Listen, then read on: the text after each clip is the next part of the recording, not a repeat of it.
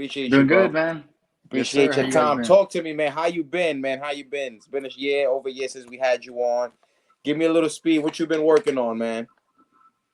Nothing, man. Just been locked in the gym as always. But since last few months, like since around like middle of May, I actually switched trainers.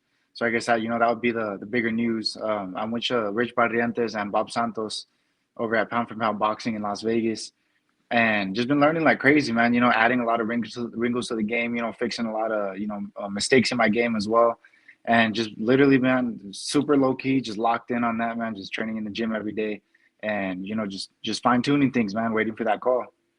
All right. So this is so making that transition. When is that something that the fighter takes from the outside, or is that something that the fighter is that kind of like a retirement? Like once you start thinking about a new trainer, it's like you already need a new trainer. Is that one of those things?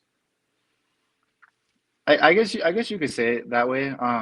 Cause yeah, man. Like I had a it's not like I've never been one of those dudes that blames my trainer, for a loss or whatever. I took a few losses, with Salas, my last trainer. Also won the belt with him though, so there's that. But it I've never been the guy, like I'm not gonna, take a loss, jump ship or whatever like that. It really took time. And yeah, I think by the time you're kind of thinking of it, it's unless you're super aware, I guess, along the way. But I was just as long as I'm always, grinding and learning and stuff, I'm happy and everything. But I felt like I hit a plateau, for like the last year or so with them. And that was that's like really, when I kind of started thinking that, I started to look at, what do I need to add to my game? What am I really missing? What are the things we need to work on that I need to improve? And that's how, I ended up looking into Rich Barrientos and Bob Santos.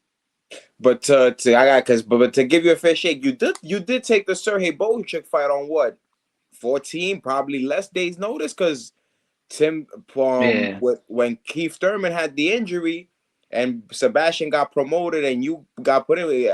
I'm pretty sure how much what did you have like at best 15 days, give or take.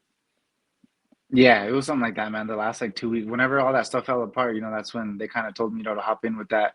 Because they did tell me, like kind of, it was kind of one of those things, that, like, hey, like, be in shape, be ready, because we could jump on the card or something. But I had no idea with who, it could have been the Sioux even, it could have been from Laura. I could like, we had no idea how that card would shape up, so it was just kind of, just be in shape, just kind of ride with it, but it is what it is, that's also how I made my career, so I'm not gonna, uh, you know, like linger on that too much. But and then regardless, it wasn't that fight. Like I said, it was like like a few things that were kind of in the mix. That I just felt I wasn't improving on. Getting better with. So. And that's my main issue, man. I'm a guy that lives in the gym, like even now, I'm doing 2 a days, and I'm not sure when I'm fighting yet, but I'm doing these 2 a days. I'm still grinding everything. So if I feel like I'm not learning, that's when there's an issue.